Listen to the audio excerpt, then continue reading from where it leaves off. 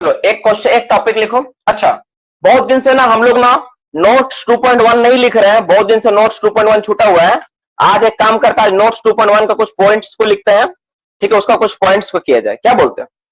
बहुत दिन से नोट्स 2.1 नहीं हो रहा ना, चलो आज नोट्स 2.1 को करते हैं, ठीक है। और नेक्स्ट क्लास से हम लोग क्या करेंगे, हम लोग माइंस गैसेस के बारे में स्टार्ट करेंगे, जो डिफरेंट टाइप्स का गैसेस है उसको हम लोग पढ़ना स्टार्ट करेंगे। तो आज का हेडिंग नेक्स्ट क्या है, नोट्स 2.1। 59 लोगों का रिप्लाई, क्या हो रहे?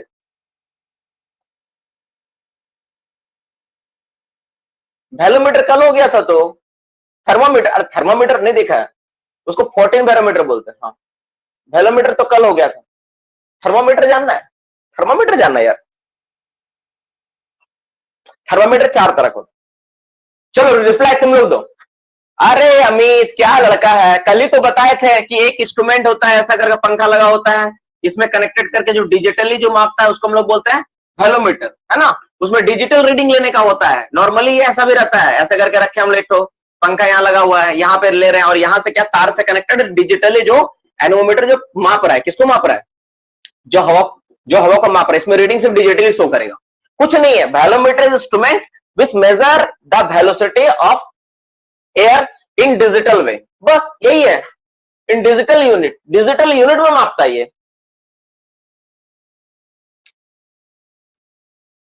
मैग्नी हेलिक क्या होता है सर? मैग्नी हेलिक, यार पहली बार मैं सुना हूं यार। बैरोमीटर राहुल पवार हम लोग लगाते हैं, राहुल तुम अपना रोल नंबर ले लेना, आईडी नंबर लगाओ, नाम क्या है, बाकी लोग लगाए हैं। देखो राहुल, हम बता रहे, सुनो, बैरोमीटर ना जहां रिसर्च इंस्टीट्यूशन होता है वहां पे नॉर्मली लगाते हैं, कॉलेज वगैरह में होता है, एरिया लेवल पे होता है, मेट्रोलॉजी डिपार्टमेंट जहां पर वो लोग, जहां से वो लोग बताते हैं कि तूफान आंधी का जो गणना करते हैं उन लोगों जगह ये सारे चीजों का इस्तेमाल होता है। लिखा है साइक्रोमीटर क्या होता है, क्या लिखो यार। बैरोमीटर में एक मरकरी कितना रखेंगे, बैरोमीटर में 1 मीटर तक ही भरते मिनरल, लेकिन वो घट के आ जाता है 960। क्या लिखो क्या लिखो, साइक्रोमीटर लिखो, PSY, साइक्रोमीटर, साइक्रोमीटर माइंस में यूज होता है सर क्या? अच्छा चलो तुम लोग ये सवाल अपना पूछ लो यार, फिर हम लोग अपना पढ़ाएंगे, नहीं तो फिर देखना ज्यादा दिक्कत रहेगा, तुम्हारा दिमाग में कंफ्यूजन तो पड़ेगा कैसे। कुछ अपना सवाल पूछो। माइंस में कहा यूज होता है? माइंस में बैरोमीटर इस्तेमाल नहीं होता, माइंस में ओनली मैनोमीटर इस्तेमाल होता है। अगर बहुत बड़ा माइंस हो जिसका खतरा हो बाढ़ तूफान आंधी का, तो हम लोग माइंस का ऑफिस में हम लोग बैरोमीटर रखेंगे, जहां पर बार बार चक्रवात तूफान आता है वहां पे, ताकि पता चल पाए कि ये देखो बैरोमीटर जब प्रेशर अचानक ड्रॉप करेगा या अचानक हाई जाएगा ना, तो ये बताएगा कि प्रेशर में चेंज हो रहा है और इस कंडीशन में आंधी तूफान आता है, ठीक है। ये मोटा मोटी हो गया। क्योंकि देखो एक बात समझ लो बाबू, रुको, देखो प्रेशर जाना और प्रेशर आना मतलब क्या, प्रेशर डिफरेंस क्रिएट होना। तो प्रेशर डिफरेंस जैसे बनेगा, या तो तुम्हारा हवा कहीं जाएगा या उसका हवा तुम्हारे पास आएगा। प्रेशर ड्रॉप हो रहा था मतलब आसपास का हवा तुम्हारे पास आएगा, प्रेशर अगर बढ़ रहा है तो भी आसपास तुम्हारा हवा उसकी ओर जाएगा। तो दोनों कंडीशंस में क्या है ना, एयर फ्लो होगा, तो एयर फ्लो होगा बाबू, तो समझ लो कि तुम्हारा माइंस में आंधी तूफान आने का चांसेस है। सर एक मिनट रुको, सर वेलोमीटर कितना मीटर तक मेजर करता है? सर वेलोमीटर कितना, अच्छा मतलब तुम उसका डिजिटलीफिकेशन जानना चाहते हो, कितना कितना यूनिट तक मापता है, क्या यूनिट नहीं। देखो इतना इसके लिए इंपॉर्टेंट नहीं है वेलोमीटर के लिए, जस्ट कैलिब्रेशन वगैरह जाने ना क्या है नहीं है, बाकी सब उतना इंपॉर्टेंट। उसके ज्यादा उसमें टेक्निकल डेटा, क्योंकि वो हर एक कंपनी बनाते अपने अनुसार सेट करती है।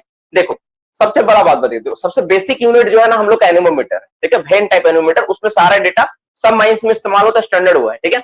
लेकिन वैल्यूमीटर जब डिजिटली आया तो हर एक कंपनी बना रही है अपना अपना वैल्यूमीटर, तो अपने स्टैंडर्ड के अनुसार अपना तय किया हुआ कि हाँ इसका स्टैंडर्ड इतना, इसका स्टैंडर्ड कितना है।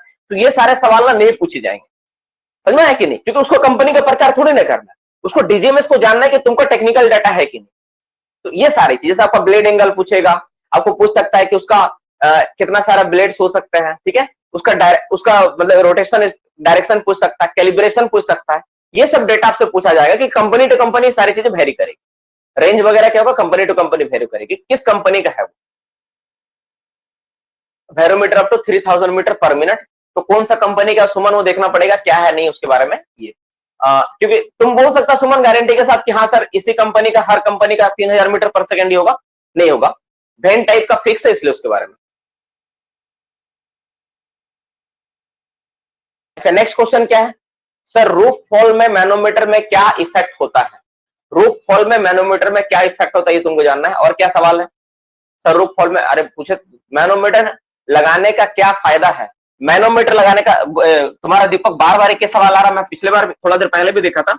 देखो भी दीपक, मान लो तुम एक पंखा लगाओ, ठीक है, तो पंखा ठीक से काम कर रहा है कि नहीं, पंखा ठीक से प्रेशर क्रिएट कर रहा है कि नहीं, इसको तुम कैसे पता चलेगा? पंखा घूमने से थोड़ी ना होगा यार, कि पंखा तुम घुमा दिया, पंखा घूम रहा है देखिए चल रहा है, ऐसा नहीं होगा। तुमको दिखाना पड़ेगा एग्जैक्टली कितना प्रेशर क्रिएट कर पा रहा है, इसके लिए तुमको मैनोमीटर लगा के बताना पड़ेगा कि सर हम जो मैनोमीटर लगाए हैं, आप मैनोमीटर में रीडिंग देख लीजिए, इस मैनोमीटर का जो मैं रीडिंग है ना बहुत परफेक्ट आ रहा है, इसमें पक्का ठीक ठाक रीडिंग आ रहा है, जितना आना चाहिए उतना ही आ रहा है। इसी के लिए हमको इसका मेजरमेंट के लिए, इसका जो प्रेशर जो क्रिएट कर रहा है इसके लिए हम लोग मैनोमीटर को लगाते हैं। दूसरा इस्तेमाल होता है, अगर मान लो इनटेक और रिटर्न बूस्टर फैन वगैरह प्रेशर सर्वे करना है, बूस्टर फैन लगाना है, तो हम लोग मैनोमीटर का इस्तेमाल करके हम लोग उसको कैलकुलेट करते हैं। मैनोमीटर लगाने का ये फायदा है। सर एक बार नोट्स 2.1 RICI से परमिशन रिलेटेड डाटा करवा दीजिए अगर पॉसिबल हो पाए तो। अच्छा वेरी गुड, बहुत अच्छा पॉइंट, इसको मैं लिख लेता हूं, है ना, कि परमिशन रिक्वायर्ड आपको चाहिए, किससे रिलेटेड परमिशन चाहिए? RI और CI ना, इसको हम यहाँ लिख लेते हैं। रिक्वायरमेंट क्या है? RICI का परमिशन, ठीक है ना, नोट्स 2.1 में। नहीं इसका नोट्स नहीं है मेरे पास, ये सच बात है। RICI वाला किसमें डिफरेंस है, इसका नहीं। एक्चुअली अभी तक क्या होता है, अभी तक आप एग्जाम में जो सवाल देखते हो वहां पे जो मैंने अभी तक फिल देखा है उसमें अभी तक RI या CI सेपरेट करके नहीं, सीधा DGMS पूछता है, DGMS ओनर एजेंट ऐसे पूछता है, तो इसलिए हम इसको सेपरेट नहीं करवाए, लेकिन अब पूछेगा, अब इसको सेपरेट करके पढ़ना पड़ेगा, ठीक है, इसको करवा देंगे। फीड बॉटम में प्रेशर कैसे मेजर होगा? राहुल फीड बॉटम का अगर तुमको प्रेशर मापना है तो दो मैनोमीटर का इस्तेमाल करना पड़ेगा। फीड बॉटम का प्रेशर किसके साथ मापना है? सरफेस के साथ मापना है, तो एक छोर जो मैनोमीटर का उसको फीड बॉटम में रखो और एक छोर को सरफेस पे ले जाओ। नहीं, सरफेस का तुम नहीं माप सकता है, सरफेस का तुम किसके कंपेयर में तुम माप सकता? सरफेस का रिटर्न के कंपेयर में, ठीक है। अब उस सरफेस के साथ तुम्हारा फीड बॉटम के साथ सरफेस का कंपेयर में 2 पॉइंट का कंपेयर माप सकते हो।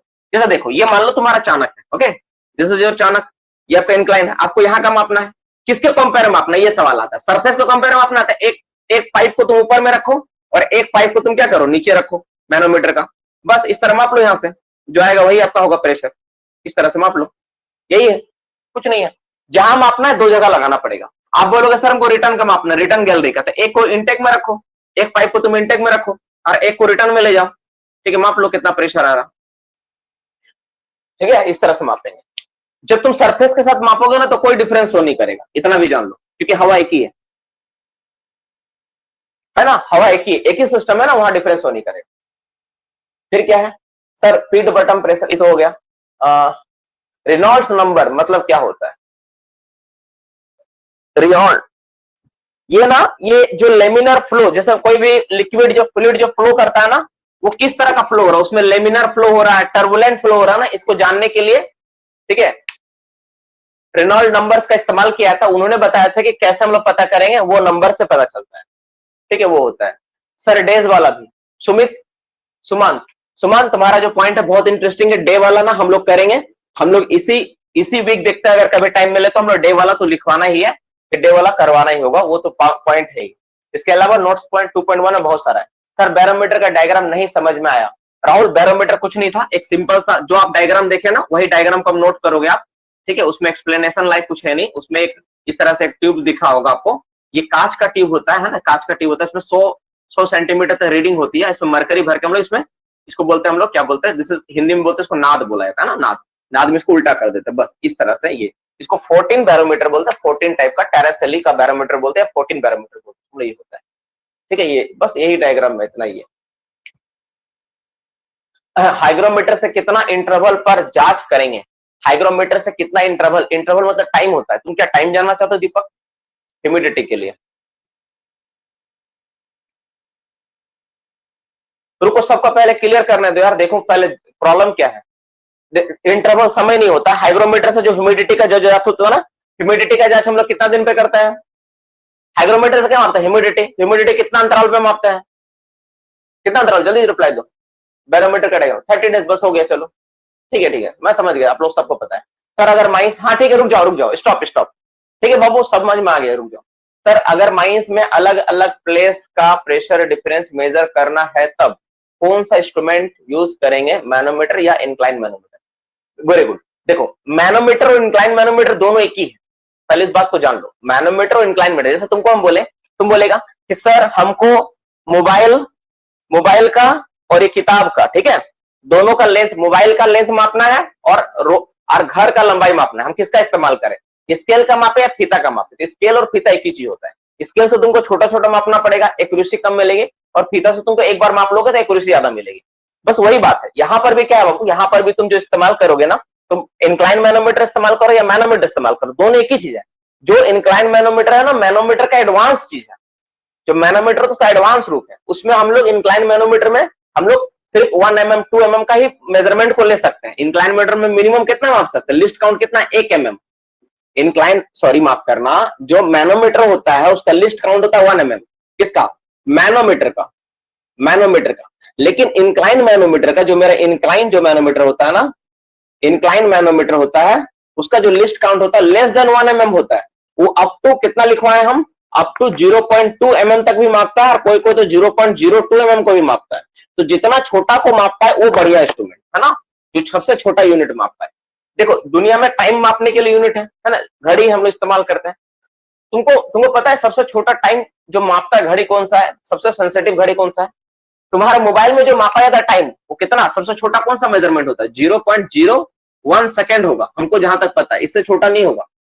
लेकिन तुमको पता है सबसे छोटा जो टाइम को मेजरमेंट करने वाला घड़ी कहाँ है और कहां पर रखा गया, इसको सबसे छोटा मापा जाता है? कितना छोटा टाइम को माप सकते हैं हम लोग? मिली सेकेंड। मिली सेकेंड तो आजकल छोटा हो गया यार, उससे भी छोटा है, 10 टू द पावर शायद -6 है ना। माइक्रो सेकेंड है, वेरी गुड। माइक्रो सेकेंड में आजकल मेजरमेंट हो रहा है, मिली नहीं, micro. 10 to the power -6 second, 10 to the power -6, ठीक है, सेकेंड को माप सकते हैं। ये हो गया माइक्रो, ये हो गया आपका माइक्रो। मिली का मतलब हो गया, मिली मतलब 10 टू द पावर -3, ठीक है, सेकेंड, इसको बोलते हैं मिली, और ये हो गया माइक्रो। हमको जहां तक ध्यान में है, हम जो एक बार बहुत पहले यूट्यूब में देखे थे, हमको लग रहा मैंने ये सुना था 10 टू द पावर -6। तुम लोग भी एक बार चेक करना कि मेरा डेटा सही है गलत हो ना, हो सकता है कि भूल भी हो सके, इसमें मैं 100% नहीं श्योर की है। तो जो इंस्ट्रूमेंट सबसे छोटा यूनिट का मापता है ना, उसको हम लोग स्टैंडर्ड इंस्ट्रूमेंट बोलते हैं, और वो सबसे बेस्ट इंस्ट्रूमेंट होता है कि सबसे छोटा इकाई को माप रहा हो। समझ में आ रहा है ना बाबू, सबसे छोटा इकाई माप रहा है। तो मैनोमीटर एक क्या है, वो हाइट को माप रहा है, मतलब वाटर कॉलम को माप रहा है। इंक्लाइन मैनोमीटर क्या, उससे भी छोटा को माप दे रहा है, तो ज्यादा एक्यूरेट है। जैसे मैंने क्या कहा कि माइंस के टर्म में अगर तुमको लेना है तो सीधा तुम मैनोमीटर वाला चलेगा। लेकिन अगर मान लो तुमको रिसर्च वर्क के लिए लेना है, तुम पंखा में कौन सा चेंजेस को देख रहे हो, मान लो तुम क्या किया पंखा में, कहीं पर क्या किया, कहीं पर तुम इस गैलरी को शार्पनेस को बढ़ाया, अब तुम देख रहे हो कितना चेंजेस हुआ मैनोमीटर। तब तुम मैनोमीटर से नहीं माप पाओगे, तब तुमको इंक्लाइन मैनोमीटर चाहिए। तुम कहीं पे गैलरी को स्मूथ काट दिए, कहीं पे गैलरी को तुम हाइट को कम कर दिए, कहीं पे तुम कोई खूटा लगा दिए, कहीं पे आदमी खड़ा कर दिया, अब तुम देखना चाहते हो कि क्या क्या चेंजेस हो रहा है, तो तुमको इंक्लाइन मैनोमीटर से ही तुमको चेंजेस दिखेगा। मैनोमीटर में तुमको कोई चेंजेस दिखने वाला नहीं, ठीक है। तो ये होता है मेजरमेंट के बारे में। नैनो का मतलब होता है 10 टू द पावर -9 बाबू। ओके सर, समझ गए। सर अभी ड्यूटी में हूं, कृपया वीडियो अपलोड कर दीजिएगा, रात में देखूंगा, कल वीडियो अपलोड नहीं हुआ है। कल वीडियो अपलोड नहीं हुआ है, कल वीडियो अपलोड नहीं हुआ है, तब हो गया है तो देखता उगता है नहीं, ऐसा हो सकता है वीडियो अपलोड ना हो।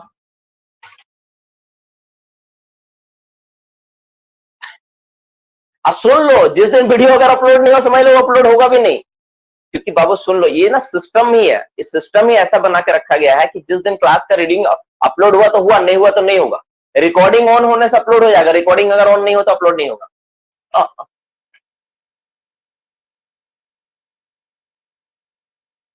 सर बैरोमीटर मरकरी के ऊपर कैसे जाएगा? बैरोमीटर में मरकरी ऊपर कैसे जाएगा और रीडिंग कैसे लेंगे? चलो एक सवाल बहुत अच्छा है, इसको देख लेते। देखो जैसे मान लो कि ये आपका क्या है, बैरोमीटर। देखो ये मान लो बैरोमीटर है, तुम लोग सवाल अपना अपना लेके पूछ लो यार, थोड़ा आज पूछ लो, है ना, पूछ लो बहुत, ये भी थोड़ा बहुत ज्यादा जरूरी है, इतना दिन से क्लास कर रहे हो, और अपना डाउट्स अगर क्लियर नहीं करो तो फिर पढ़ाने का कोई मतलब नहीं है ना। और ये चैप्टर भी लगभग खत्म हो चुका है, इसलिए अपना सवाल पूछना बहुत जरूरी है। देखो ये आपका है, ठीक है। अब इसमें तुम क्या भर के रखे हो? It is filled with what? It is filled with mercury. इसमें तुम क्या भरा? वो मरकरी भरा है ना, मरकरी भरा। इसमें क्या भरा? मरकरी भरा। इसे मरकरी भरा है, मरकरी भरा है। अब तुम सोचो इस 76 सेंटीमीटर पे मार्क किया हुआ है। अब सुनो, अगर मान लो एटमॉस्फेरिक प्रेशर बढ़ा, किसी वजह से आंधी तूफान आने कुछ भी हुआ, एटमॉस्फेरिक प्रेशर बढ़ा, दबाव कहां पड़ेगा? ये तो खुला हवा में रखा हुआ है, तो ये दबाव, हवा क्या दबाव देगा? इसको दबाएगा। तो ये क्या चीज? मरकरी, ये लिक्विड है, ये लिक्विड जब दबेगा तो लिक्विड किसके अंदर जाना चाहिए? इसके अंदर, क्योंकि पूरा दब रहा ना, ये यहां पर भी दबेगा, यहां पर भी, यहां पर भी, यहां पर सब जगह दब रहा। और ये ग्लास है बीच में क्या है तुम्हारा? कांच है। तो ऑब्वियसली बात है, जब लिक्विड को दबाव पड़ेगा और ये खाली, यहाँ पे क्या शून्य है, ये क्या है? शून्य स्थान है, शून्य। ये क्या है? शून्य स्थान है यार, क्या लिख रहा हूं मैं? ये शून्य स्थान है ना, शून्य स्थान है। तो ये वैकेंट है, यहाँ पे शून्य है, और यहाँ पर क्या पड़ रहा? दबाव पड़ रहा, तो ऑटोमेटिकली लिक्विड क्या होगा? मरकरी ऊपर चढ़ना स्टार्ट करेगा। तो इस तरह प्रेशर बढ़ेगा और ये शो करेगा कि प्रेशर मेरा बढ़ रहा है। और यहाँ पे क्या होगा? अब जितना पे ये रीडिंग दिखाएगा ना, उतना ही तुम्हारा प्रेशर, उतना ही प्रेशर। लास्ट वीडियो 27/22/2022 हो रहा है मेरा मोबाइल में। ट्यूब में पूरा 1 मीटर ही मरकरी भरते पूरा रहता है, लेकिन जब इसको उलटते हैं ना, तो ये घट के अपने आप 760, जितना प्रेशर होता है उतना ना रुक जाता है।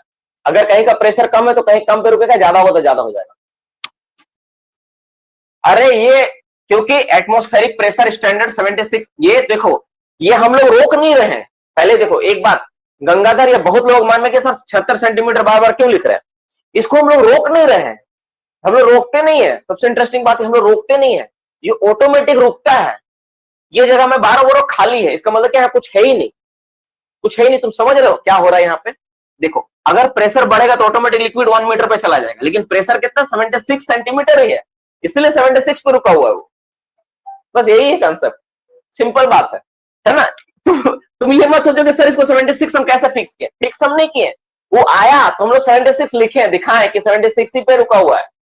ताराशैली क्या क्या? ताराशैली प्रेशर को मेजर करना चाहता था कि प्रेशर कितना है, वो दिमाग लगाया कि कैसे हो सकता है। वो क्या एक नाद लिया, नाद में पारा भर दिया और एक ट्यूब में पारा भर के उसमें उलट दिया, देखा 76 में जाकर रुक गया। अब सोच रहा हूं कि 76 में क्यों रुका? वो तो 1 मीटर भी रुक सकता था, वही रुक जाता, नीचे भी आया था। तो उसको समझ में आया कि नहीं, एटमॉस्फेरिक प्रेशर के कारण ही हुआ। एटमॉस्फेरिक प्रेशर 76 mm है, 76 सेंटीमीटर है, इसलिए 76 में जाकर रुका। उसी को स्टैंडर्ड मान लिया गया कि हाँ यही स्टैंडर्ड, ये बात है। वो रुक नहीं रहा, सॉरी, उसको हम लोग फिक्स नहीं कर रहे, ऑटोमेटिक रुका हुआ है। अगर ये घट गया, अगर कहीं पे घट गया तो हम लोग बोलेंगे एटमॉस्फेरिक प्रेशर घटा, कहीं बढ़ गया तो हम लोग बोलेंगे एटमॉस्फेरिक प्रेशर बढ़ा। ये होगा। जैसे देखो, उदाहरण के लिए देखो, हम बताते हैं, तुमको समझ में आएगा इसके बारे में। जैसे ह्यूमन बॉडी का टेम्परेचर कितना माना गया है? 96.4 या 90 कितना है? 96.4 है ना, 98.4 है। ठीक है, मुझे सेल्सियस में पता है 36.66 डिग्री सेंटीग्रेड होता है। ठीक है, 36.66 डिग्री सेंटीग्रेड होता है। अब अगर मान लो इससे अगर ज्यादा होता है, जैसे तुम लोग जानते हैं ना भाई, अगर इससे ज्यादा होता है तो बोले टेम्परेचर बढ़ा हुआ है, 98.4 होता है। चलो थैंक यू। तो 98.4 डिग्री फ़ारेनहाइट होता है। तो 98.4 डिग्री से अगर बढ़ा तो हम लोग बोलेंगे बढ़ा है प्रेशर, तापक्रम बढ़ा हुआ उसका। अगर घटा तो बोलेंगे टेम्परेचर कम है शरीर का। उसी तरह 76 स्टैंडर्ड निकल गया मेरा, ताराशैली ने बताया। अब इससे अगर घटेगा तो बोलेंगे एटमॉस्फेरिक प्रेशर कम है, अगर बढ़ेगा तो बोलेंगे एटमॉस्फेरिक प्रेशर ज्यादा है। तो जहां पर तुमको मापना उसको ले जा, तुमको बता देगा ज्यादा है कम, बस यही बात। ठीक है, यही बात। और क्या सवाल है?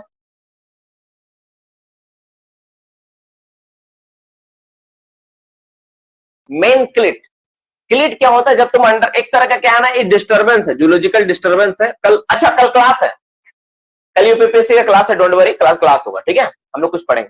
जूलॉजिकल वर्ड से याद है बाबू, देखो जब जूलॉजिकल डिस्टर्बेंस होता है ना कहीं पर, तो एक तरफ तुम देखते हो माइंस में रूप में ना कि ये क्या है कि फटा हुआ रहता है ना, फटा हुआ चाल है, कहीं पर फट गया है, उसको क्लिट्स बोलते हैं, उसी को क्लिट्स बोलते हैं।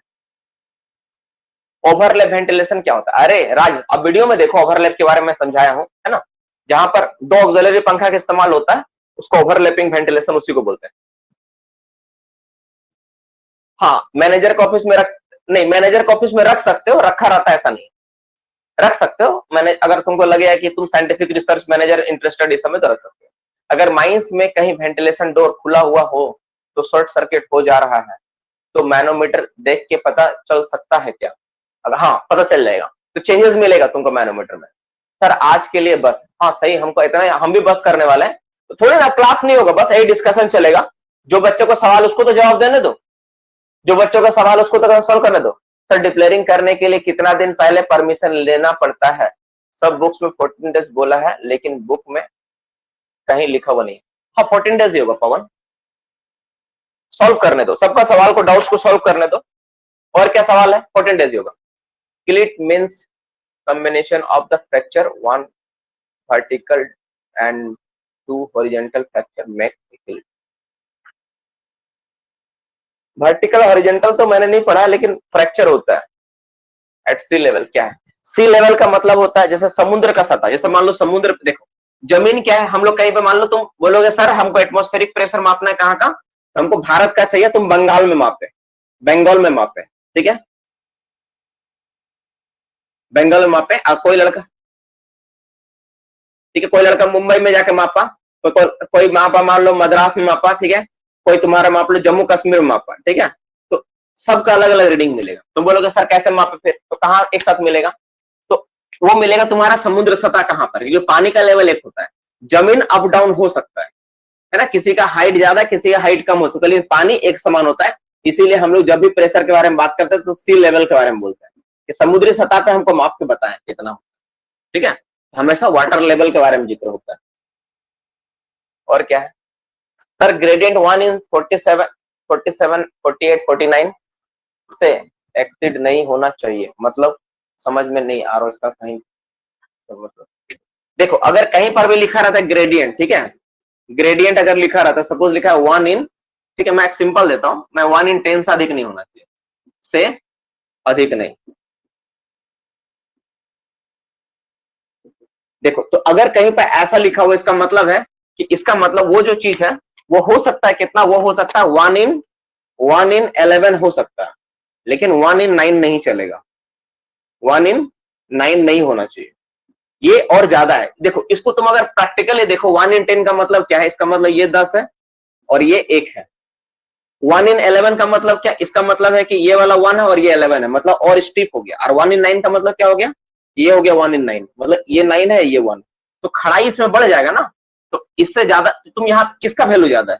तो ये वाला देखोगे, इसका ये तुम्हारा मान लो 3 है, ये θ2 है और ये 1 है, θ1, तो θ1 ये वाला है, तो तुम देखोगे कि θ1, ठीक है, इज लेस देन θ2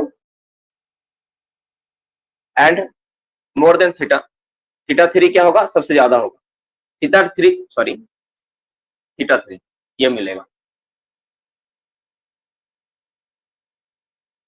मतलब सबसे छोटा θ1 होगा, फिर उसके बाद θ2 सबसे छोटा होगा, फिर θ1 होगा, फिर θ3। देखो इंक्लिनेशन का मतलब होता है ग्रेडियंट में शो करोगे तो ये और ये, तो तुम 3-4 को डायग्राम बनाओ, तुम प्रैक्टिकली इस बात को समझो। तुम एक स्केल ले लो, 10 सेंटीमीटर अगर बोला 10 ना, तो 10 ले लो लंबाई और 1 सेंटीमीटर चौड़ाई ले लो, एक तो मिला दो। फिर 11 बोला था, 11 तुम ले लो और इसको मिला के फिर मिला दो, 1 ले लो और 11 ले लो, 10 ले लो 11 ले लो, ठीक है, समझ में आ रहा? और 11 बोलेगा तो अगर 9 बोलेगा तो 9 को भी ले लो, तुम 9 को भी ले लो, 1 ले लो और 9 ले लो, ठीक है, सबको मिलाओ। अब तुम देखोगे किसमें ज्यादा खतरनाक है, किस पे चढ़ना ज्यादा मुश्किल है, तो तुमको ऑटोमेटिक समझ में आएगा किससे अधिक नहीं होना चाहिए, ये वाला होगा ना ये वाला होगा, ठीक है, विच वन इज बेटर, तो तुम देखोगे कि ये वाला होगा, कौन वाला होगा? ये वाला होगा। ये वाला कम का मतलब क्या है? ये बाई में रहने से ज्यादा वैल्यू होता है।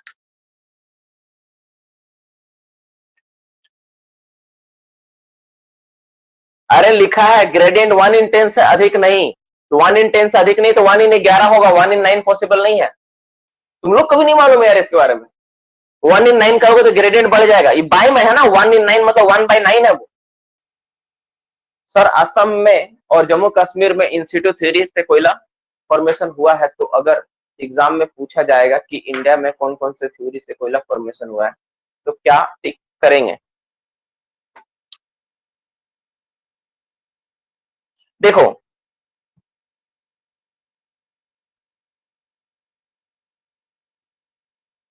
सवाल सवाल तो यार तुम्हारा इंटरेस्टिंग है ना?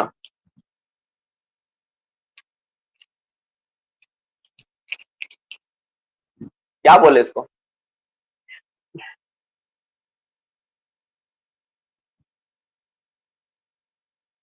ऐसे सवाल तो मैं क्या बोलूं, इसमें जवाब तो मेरे पास भी नहीं मिल रहा फिलहाल, किसका जवाब देना। तुम टेंशन मत लो, एग्जाम में जब ऐसे सवाल आएंगे ना तो तुम सॉल्व कर पाओगे। अच्छा एक बात, लेकिन इसका जवाब देखो, एक्चुअली होना तो दोनों चाहिए, लेकिन ड्रिफ्ट थ्योरी ज्यादा एक्यूरेट है। क्योंकि जो इंसिटू थ्योरी से जो कोयला मिलता है ना बहुत कम है, बहुत रेयर है, ना के बराबर है ना। तो इसलिए हम लोग उसको उस तरह से वैलिड नहीं देते, और थ्योरी है तो थ्योरी को उतना ज्यादा मानते भी नहीं है, तो हम लोग डीप थ्योरी को ज्यादा प्रचलन में लाते हैं, ठीक है। और इस पे मैं ना एक मतलब मुझे एक पे एक भी करना था, ये करना था, तो मुझे जो इसका डेटा भी खोजना था, तो कुछ बच्चों ने बताया, एक दो जगह का नाम और भेजा है कि हम कुछ लोगों को दिए थे टास्क, तो खोज के दिया। अगर किसी के पास इससे रिलेटेड अगर ऑथेंटिक डेटा हो, बुक्स में कहीं पढ़ा हो, तो मुझे भेजना, हम थोड़ा देखेंगे उसमें क्या है। मेरे पास नहीं मिला, ठीक है ना, ठीक है ना, मेरे पास नहीं मिला। अच्छा, एक बच्चा ने कहा, एक बच्चा ने कॉन्फिडेंटली जवाब दिया है, कौन है, अमित, दोनों 100%, तो सही बोल रहा है, एक्चुअली दोनों ही होना चाहिए 100%। इसको हम लोग थोड़ा चेक करके बताएंगे, ये एक डाउट सवाल का एक पार्ट है। अच्छा, ऐसे जिसके पास भी जो डाउट है ना, सारे डाउट्स अपना लिख के मुझे भेज दो यार, ठीक है, सारे डाउट्स लिख के भेज दो, सबको मैं चेक करूंगा। मैक्सिमम 10 का मतलब क्या होता है, ओवर। अच्छा सुनो ना, देखो एक बात सुन लो, आप लोग पास जितने डाउट्स है ना, सारे डाउट्स को मैं सॉल्व करूंगा, आप ना अपने डाउट्स को मुझे व्हाट्सएप में भेजो, ताकि मैं ऑथेंटिक डेटा के साथ आपसे बात कर सकूं। अच्छा, एक मिनट को क्या पूछे सर, अरे यार सर क्या है, अच्छा रुको, एक दो लड़का का और जवाब आया, दोनों बुक में, हाँ दोनों लिखा हुआ है, ठीक है, दोनों ही होना चाहिए, दोनों होगा, दोनों होगा, ठीक है बोल रहे हैं लोग भी। हॉरिजॉन्टल ओपनिंग के लिए सीसीएल के वैकेंसी किस मंथ में निकलेगा सर, विकास कुमार, विकास तुम आईडी लगाओ अपना पहले, ठीक है। और सीसीएल का वैकेंसी का मंथ तो कोई कंफर्म नहीं बता सकता, लेकिन इसका क्या है, इसका जो होगा मोटा मोटी मेरा जो उम्मीद है, अक्टूबर नवंबर महीना में इसका आने का चांस ज्यादा है, नवंबर महीना तक वेट करो, ठीक है। हर बार ये नवंबर दिसंबर में अपना वैकेंसी डिक्लेयर करती है।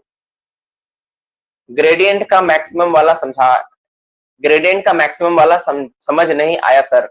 राहुल देखो, जब कहीं पे मैक्सिमम लिखता है, मतलब इसका मतलब हो गया, अगर कहीं लिखा है मैक्सिमम 1 in 10, इसका मतलब आपका बोलना चाह रहा है कि इससे अधिक नहीं होना चाहिए, this is maximum. Maximum 1 in 10 का मतलब क्या हो गया कि मैक्सिमम 1 in 10 रहेगा, तो अधिक नहीं होना चाहिए। मान लो ऑप्शन ए दिया है 1 in 9 होगा, या 1 in 10 होगा, 1 in 11 होगा, तो आपको अगर टिक मारना है तो आपको टिक मारना होगा 1 in 11 होगा, 1 in 9 नहीं होगा, याद रखना। मैक्सिमम जब लिख दिया ना, तो मैक्सिमम जब ये है तो इससे कम हो सकता है, तो कम कौन वाला है, ये कम है मेरा, ये कम है एग्जैक्टली exactly। और ये क्या अधिक है। तुम बोलोगे कि सर यहां तो मुझे कम दिख रहा है, तो ये कम होना चाहिए था ना, लेकिन बाबू यहाँ पर क्या है, 1 in 9 का मतलब है 1/9, और 1 in 11 का मतलब है 1/11, तो अब बताओ कौन ज्यादा है, ये ज्यादा है, नहीं ये ज्यादा है, तो ऑब्वियसली बात है ये अधिक है ना। इसका मतलब क्या है, 1/11, तुम ऐसे समझ लो। और इसका, सॉरी माफ करना, इसका मतलब क्या है 1/9, और इसका मतलब है 1/11। तो किसका ज्यादा वैल्यू है, तो 1/9 का ज्यादा वैल्यू होगा, क्योंकि बाय में है ना? 1 का 9 भाग और 1 का 11 भाग, मान लो 2 केक मिला, तो ये वाला ज्यादा होगा। ये हो गया सर, क्या सवाल है, रुको एक रुको सर, 72 का क्वेश्चन, अच्छा है बताइए सर। 72 का जो सवाल है ना, मुझे एक बार फिर से भेज दो 72, हम नहीं पढ़ पाए। अच्छा, एक सवाल है, ओवर राइडिंग पिलर और पिलर क्रशिंग। ओवर राइड का मतलब होता है कि जैसा पिलर एक साथ क्या हुआ, 4-5 क्रैश कर गया ड्यू टू कैंटिलीवर इफेक्ट और बीम इफेक्ट, ठीक है, ये हो गया ओवर राइडिंग। और पिलर क्रशिंग मतलब जैसे पिलर पे लोड है, एक तो पिलर क्रश किया हुआ, तो पिलर क्रशिंग का जो बड़ा रूप है ना, ओवर राइडिंग है। मतलब तुम बोल सकते हो पिलर क्रशिंग ओवर राइडिंग का एक छोटा रूप है। जैसे मान लो पिलर तुम काट रहे थे, काटते काटते पिलर छोटा हो गया, क्रश होकर टूट गया, वो पिलर क्रशिंग है। पिलर में फोर्स लोड आते गया, धीरे धीरे पिलर क्रश हो रहा है, पिलर क्रशिंग है। और ओवर राइड कर जाना मतलब पूरा चूर चूर हो जाना। जैसे हम लोग डिप्लेरिंग करते हैं, हमारे यहाँ डिप्लेरिंग चलता है, तो हम लोग भी देखते हैं जब पिलर को काट के छोटा करते हैं ना, जैसे लेवल स्प्लिट किया, स्लाइसिंग स्टार्ट करते हैं, तो पिलर में प्रेशर के कारण ना पिलर क्रशिंग स्टार्ट हो जाता है, पिलर चूर टूटने लगता है। सीसीएल वैकेंसी किस मंथ से निकलेगा सर, ये तो बता दिया सर। रेगुलेशन से कितना रेगुलेशन तक आएगा, तक गए हैं, क्या सवाल है।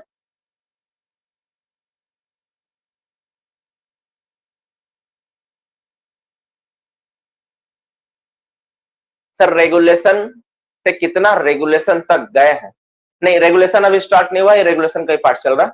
हम लोग एक बात सबको समझ ले, सभी बच्चे, कि हम लोग जो कुछ भी क्लास में करते हैं ना, रेगुलेशन को मिला के ही पढ़ाया जाता है। तो जो वेंटिलेशन में चीजें हो रही है, वो वेंटिलेशन का रेगुलेशन इस पे कंप्लीट कराया गया, मेथड में का रेगुलेशन करवाया गया। बाद बाकी जो रेगुलेशन छूटेगा हम लोग अलग से उसको पढ़ेंगे, उसके बारे में जानेंगे। जितना ग्रेडियंट कम उतना हाँ उतना डिग्री ज्यादा, जितना ग्रेडियंट कम उतना डिग्री ज्यादा होता है। अगर 1 in 4 नॉट लेस देन रहे तब क्या होगा, तो 1 in 4 नॉट लेस देन रहेगा तब क्या होगा, नॉट लेस देन, तब क्या होगा 1 in 4 नॉट लेस देन रहे तब क्या होगा, तो 1 in 5 हो सकता है, 1 in 6 हो सकता है, 1 in 7 हो सकता है। नॉट लेस देन देखो, मैक्सिमम का मतलब ही होता है not less than, not less than का मतलब होता है मैक्सिमम, दोनों मीनिंग एक ही है। नॉट लेस देन का मतलब क्या होता है, मैक्सिमम, मैक्सिमम बोलो या नॉट लेस देन बोलो, दोनों मतलब एक ही होता है। सर 72 रुको यार, थोड़ा मैसेज पढ़ने तो दो। प्रेशर बम्प और shock bump, pressure bump shock bump क्या होता है, प्रेशर बम्प क्या होता है, बीम इफेक्ट के कारण होता है, शॉक बम्प कैंटिलीवर इफेक्ट के कारण होता है। हम लोगों ने अपना वीडियो में बनाते समय हम डाल दिए इस बात को, तुम पढ़ो वहां पे, तुम्हारा केविंग जो मेथड है उसमें समझाया हूं इस बात को अच्छे से, वहां पर पढ़ो, वहां पे देखो, ठीक है। मतलब प्रेशर जो बम्प होता है ना, वो प्रेशर बीम इफेक्ट के कारण प्रेशर आना से टूटता है, और शॉक बम्प क्या होता है, कैंटिलीवर इफेक्ट के कारण टूटता है, ज्यादा वायलेंट होता है। रिटर्न क्या है यार, रिटर्न ड्यूटी इन इंजरी, अरे रुको यार पढ़ने तो ना। Return duty in injured person, then overman and man notice send to whom, both, ठीक है, CIRI, ठीक है। अच्छा तुम ये जानना चाहते हो ना किसको किसको नोटिस देगा, ये है ना सवाल, ठीक है। इसका हम लोग एक डिटेल्स नोटिस किसको किसको भेजा जाता है, कब भेजा था, हम लोग डिटेल्स चर्चा करेंगे ये, ठीक है। CIRI दोनों होगा। अच्छा क्या है,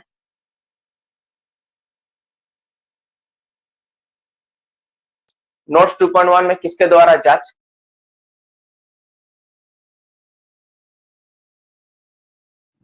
हाँ किसके द्वारा जांच किया जाएगा, ठीक है। ये वाला हम लोग का कंटेंट बना हुआ है, माइनिंग सरदार ओवरमैन कौन कब जांच करेगा, इसका कंटेंट है, दे दूंगा।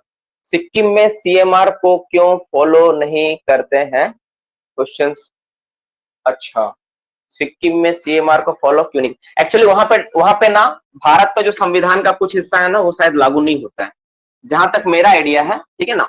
सिक्किम को ना एक अलग अलग स्टेट का दर्जा मिला हुआ है, आप लोगों को पता है कि नहीं।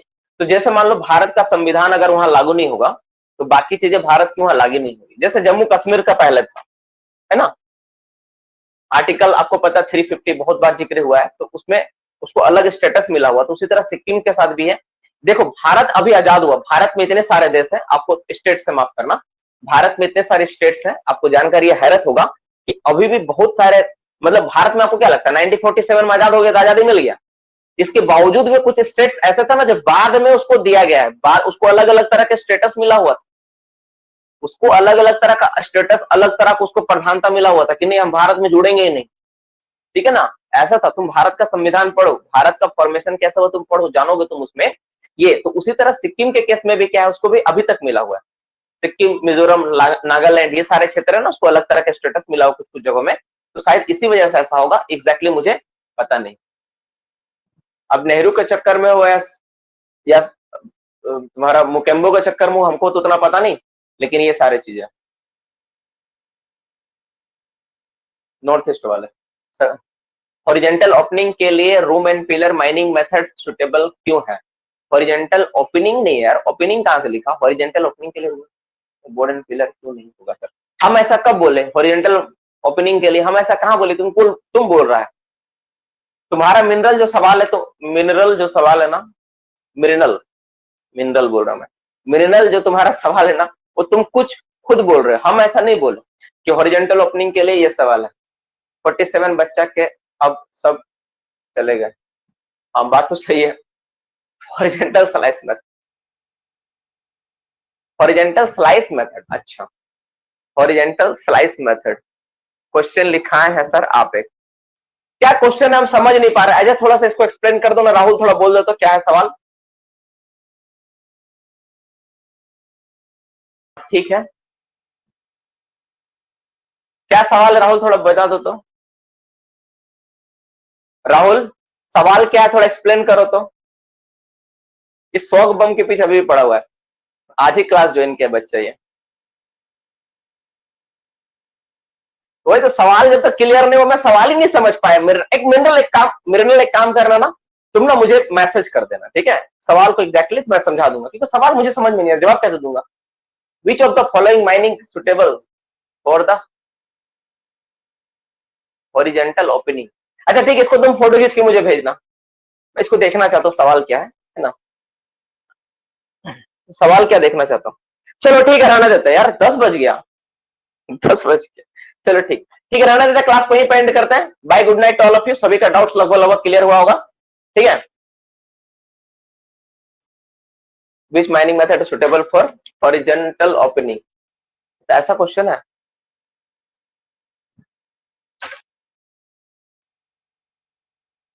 चलो